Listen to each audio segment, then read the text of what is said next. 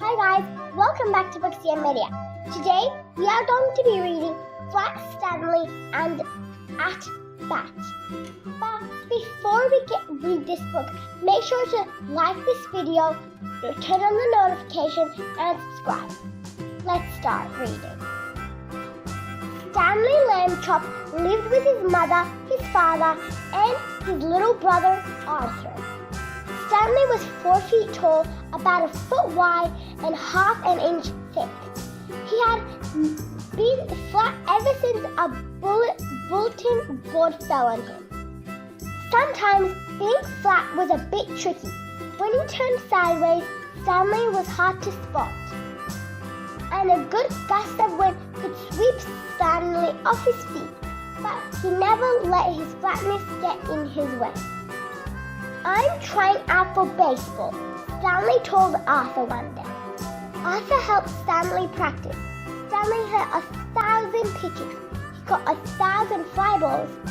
Stanley's hard work showed off at tryout. "Congratulations," said Coach Bart. "You're our new center fielder." Opening day was bright and breezy. The teams ran onto the field. "There's Stanley," cried Arthur. Mr. Lambchop snapped a picture. Mrs. Lambchop cheered. "Hooray for the other place too," she added politely. Stanley was the first batter. He stepped up to home plate, turned sideways, and pulled back his bat. The pitcher squinted at Stanley. "This guy is so skinny," he said. "I can hardly see where to throw." He threw a pitch. "Ball 1, said the umpire. Another pitch. "Ball 2, said the umpire. 2 more balls," and Stanley earned a walk. "Good job," called Coach Bart. Stanley's team played well. By the 9th inning, they led 6-5. The other team had one last chance. Their best hitter came to bat and blasted the ball toward the fence. But then the breeze picked up. Stanley ran and leaped into the wind. Whoosh! Up floated Stanley, plunged the ball into his glove. "Great play," Arthur called. Not everyone agreed. "No fair," yelled someone in the crowd. "Are flat players even allowed?" Stanley felt crushed. That night, Stanley talked to Arthur. "I'm a good player," he said. "And not just because I'm flat, but now can I prove it?" "I think I know a way," Arthur said. The day of the second game was bright and breezy again, but something felt different. "Stanley!" gasped Mrs. Lambchop. Her son was not flat. He was bursting out of his uniform. Mrs. Lambchop gasped again. "My nice clean laundry!"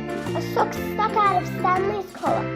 A purple frilly blouse trailed from his pant leg.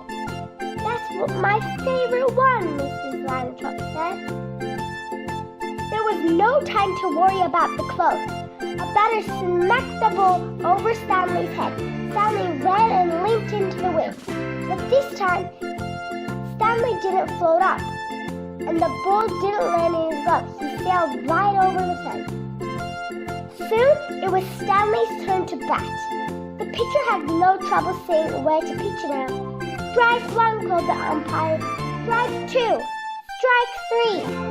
In the bleachers, Arthur gulped. Had he made a terrible mistake helping Stanley unflatten himself? The last inning rolled around. The game was tied. Stanley came to bat again. He heard Arthur's voice in the crowd. "Come on, Stanley, you can do it." The pitcher threw the ball and Stanley smashed it. The ball flew into the outfield. Back! It bounced off the wall. The right fielder ran to pick it up. Meanwhile, Stanley tore around the bases. First base, second base, third base. Stanley was headed home, but so was the ball. "Stanley, slide!" shouted the coach. Arthur's heart raced. If Stanley were still flat, he could slide easily under the catcher's glove. But now, Stanley stretched out his arm and dived into home plate. There was a swirl of dirt and socks. Then the umpire spread his arms. Safe, he called. Wahoo! Arthur hollered. Mr. and Mrs. Lamb Chop clapped so hard that their hands hurt. No fair, yelled someone in the crowd. Look at his muscles on that kid. Are plays that big even allowed? Stanley grinned. Not so many socks next time, Mr. Lambchop called down to Stanley. Mrs. Lambchop looked at Arthur. And no blue suits. Thank you guys so much for listening to this story. Make sure to subscribe, turn on the notification bell, and hit a big thumbs up. If you like more of these videos, go check out our channel, Booksy and Media.